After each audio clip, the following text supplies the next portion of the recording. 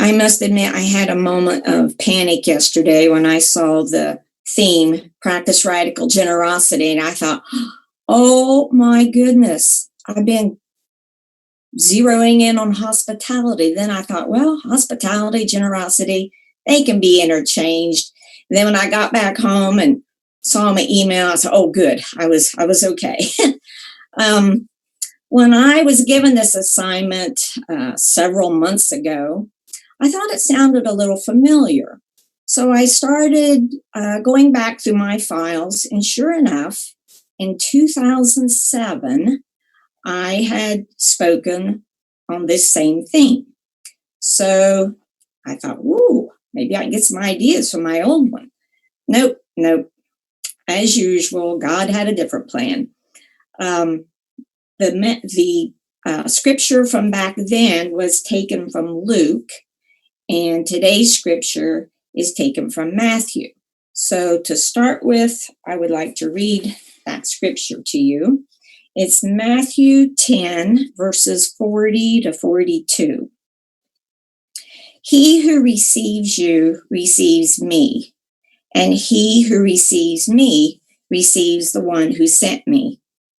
Anyone who receives a prophet because he is a prophet will receive a prophet's reward.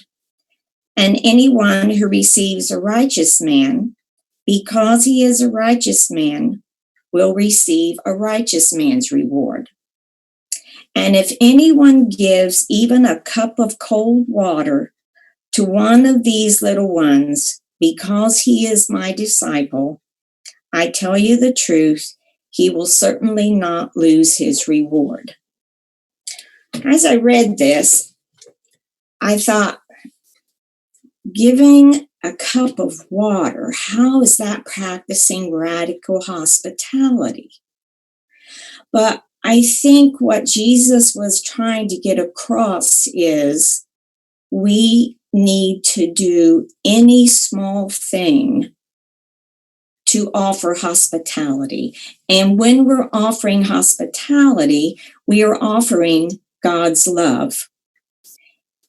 And we need to receive hospitality. Sometimes that's even harder, to receive hospitality. But think about the person on the other end.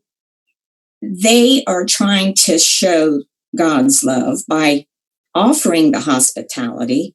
So we need to receive it and therefore receive God's love from them. I'm going to have a recurring theme through this message, and I hope it will stick to you by hearing it over and over. Do the small thing to show the main thing, God's love. Several years ago, Josh Wilson had a song, and when I first heard the title, I thought, what? I mean, as a mom of two girls and an elementary teacher for 30 years, I was always telling my girls and my students, think big, have big dreams, just go for whatever you want. If you put your mind to it and work hard, you can accomplish your dreams. So when I heard the title of this song, I was all prepared to not like it. But I should have known. I should have known once I heard it that it was not what I thought. And the title of the song is Dream Small. If you have heard it, enjoy it again. If you've never heard it, pay very close attention to the message that Josh Wilson is trying to get across. And Amy is going to play it for us now. Do the small thing to show the main thing, God's love. I have a story here that I'd like to read to you. It says, a successful man known for his generosity was driving his new car through a poor part of town. A boy tried to flag him down. The man didn't want to get involved, so he pretended he didn't see the child. As he slowed for a red traffic light, he heard a loud crash. Someone had thrown a brick at his car, denting the trunk. The man stopped, jumped out of his car, and grabbed the boy that threw the brick. "You juvenile delinquent," he yelled. "You'll pay for this or go to jail." "I'm sorry, mister," the boy cried. "My mom's lying on the floor in our apartment. I think she's dying. Our phone's been cut off, and I've been trying for 10 minutes to get someone to stop, and I didn't know what else to do. Take me to jail, but please call a doctor for my mom first." The man was filled with shame. "I'm a doctor," he said. "Where is she?" The boy took him to his mother, and the doctor administered CPR and called an ambulance. "Will she live?" the boy sobbed. "Yes, son, she will," the doctor said. "Then it's worth going to jail. I'm sorry I ruined your car. You can take me now." "You're not going anywhere," the doctor said. "It was my fault you had to throw a brick to get my attention."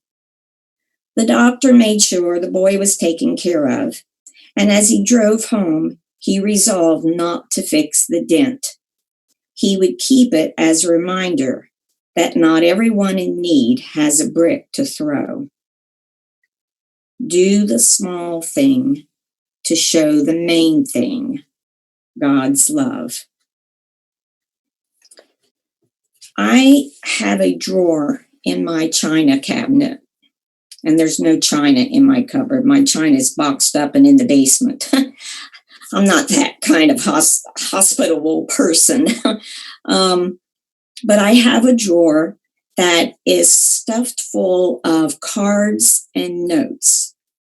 And I'm not talking about birthday cards and Christmas cards and those kind of things. I'm talking about cards and notes that people have sent me just because. And most of them are from you guys. And you can't imagine how much, well, maybe you can, because you probably, hopefully, have been on the receiving end, but how much just a little note that shows that you're thinking of someone can really make a difference in a life. Sometimes when I keep my church envelopes in there also, so sometimes when I'm digging through to get my envelope out, I know I'm a dinosaur. I don't do the e-tithing. Anyway, so sometimes when I'm digging through there and I run across one of those notes, it just is an uplift, even if the note's been in there for years, and some of them have been in there for years. So all these small things that we can do to be hospitable to people really, really make a difference. Don't make someone have to throw a brick at you to remind you to do a small thing. Anyway, it's funny because I had no clue that, can you see what I'm seeing? Can you see the flower? Okay, good. All right. I had no clue that the song that Mike was going to play today, the song for that had all the beautiful scenery. I thought, oh boy, that's really going to show up my pictures. But most of you know I am a big nature fan. And a lot of times I get ideas and inspiration or whatever for my messages when I'm out walking my dogs. In fact, Lynn Reese one time said she wanted to borrow my dog so she could get inspiration for one of her messages. But I was out in early spring, and I didn't start taking these pictures of the flowers as an idea for my message. That came later. I was just walking along and flowers were starting to bloom. And I thought, I'm always seeing pictures of close-ups of flowers. Maybe I'll try my hand at it. So I took a few pictures. I don't have any clue what that one is, but the hillside was covered with it. And then I came to this particular picture. I thought it was kind of neat the way the trees in the background were framed with the trees I was getting ready to walk through. And as I was standing there looking at it, I thought, all I see is this green. And yet I know there are a lot of different kinds of trees in those woods. Now, I'm not a tree expert, and I'll have to admit, I had to look these up, some of them, and there's one I never did find out what it was. So if you're a tree expert, okay, maybe you'll know what it is.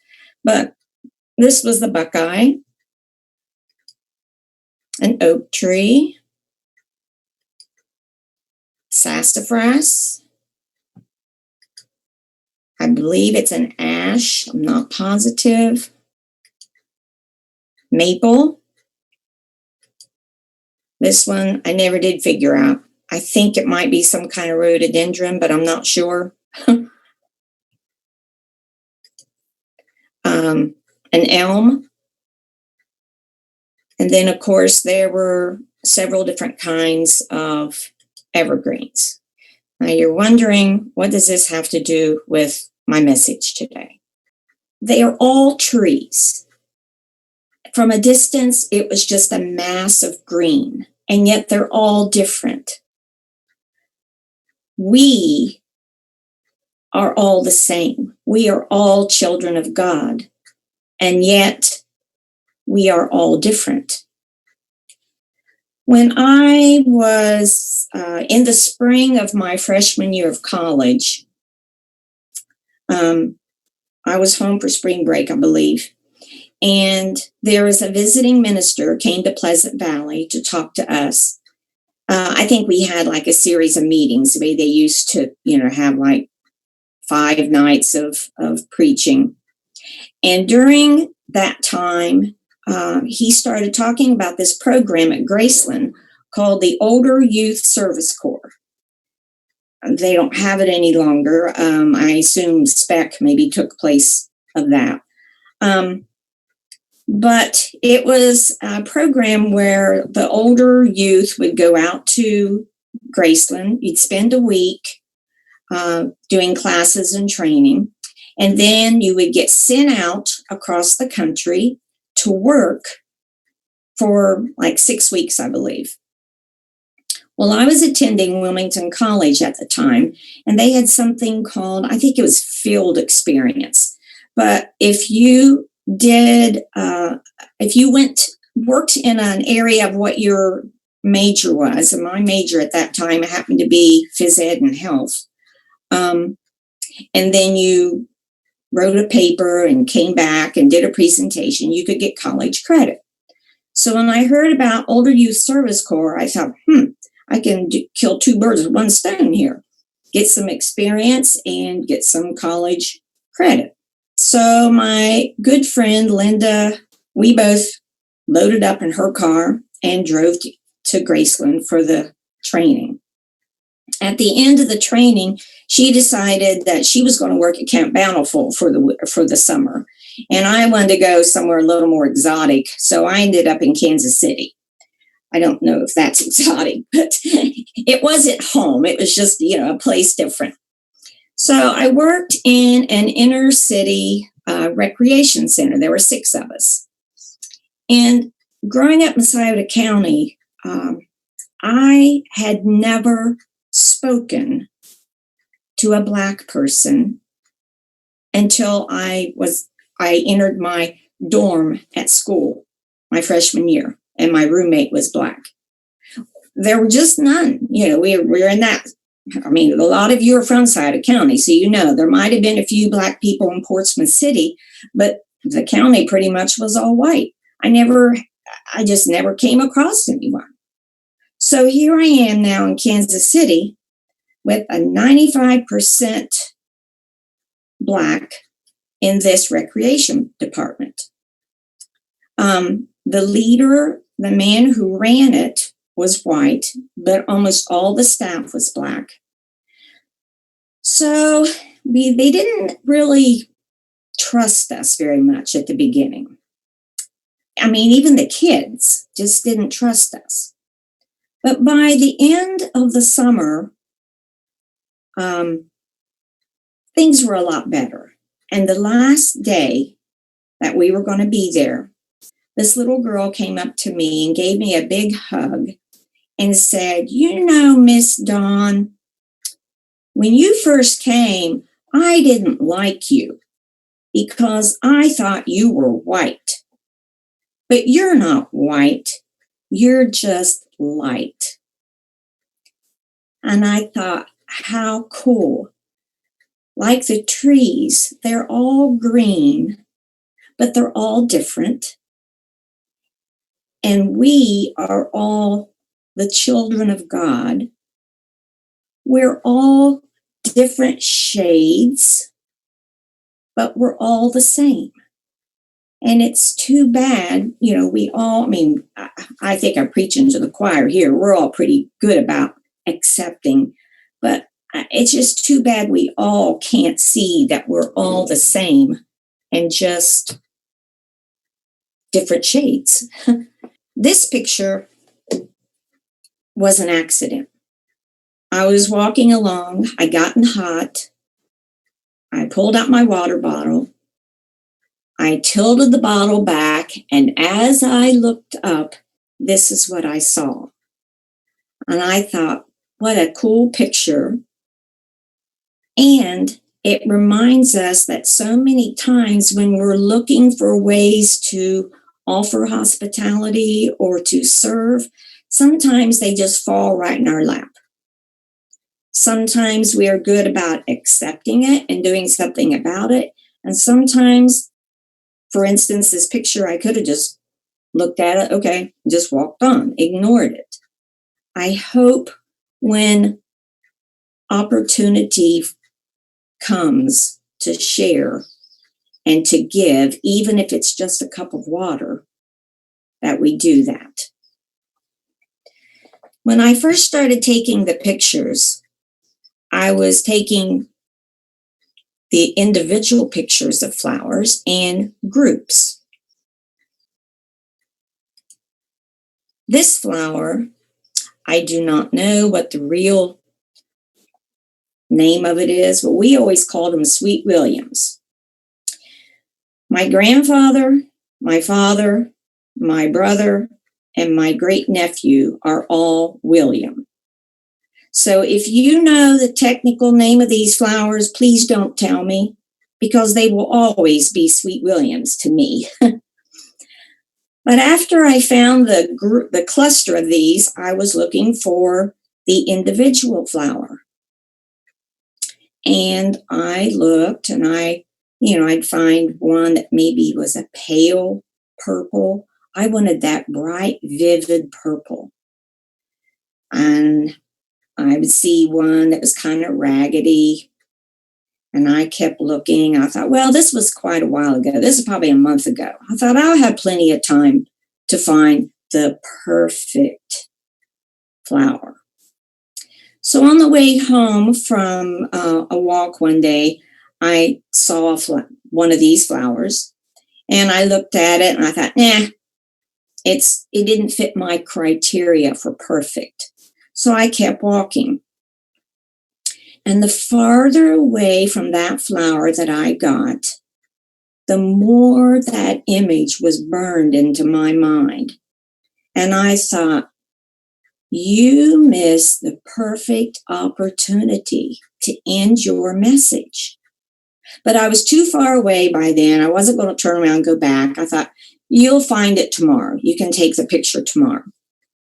Well, the next day when I went on my walk, I thought, well, I have no clue where that flower is, because I didn't know I was going to come across it originally, so I had no landmarks.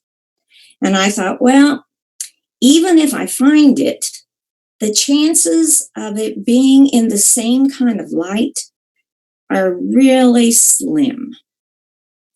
But guess what? I found the flower, and I know it doesn't look like much, but that flower was standing all alone in the middle of the trees. Everything was pretty shaded. There's a few speckles of sunlight, but there was a ray of sunlight shining right on that flower. And I thought, that is the way we should be. That flower is standing tall in the sunlight all by itself, but it looks strong. If we stand tall in the sunlight, God's sun, S-O-N, we can be strong. We don't have to be perfect. This flower didn't fit my criteria for perfect. We don't have to be perfect to be beautiful.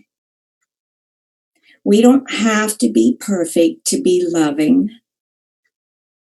We don't have to be perfect to be kind and generous. We just have to stand in God's sun's light. So don't wait for someone to have to throw a brick at you to get your attention that they need help. Don't hesitate to offer the cup of water, and make sure you are happy to receive the cup of water. Dream small and do the small thing to show the main thing, God's love. Thank you.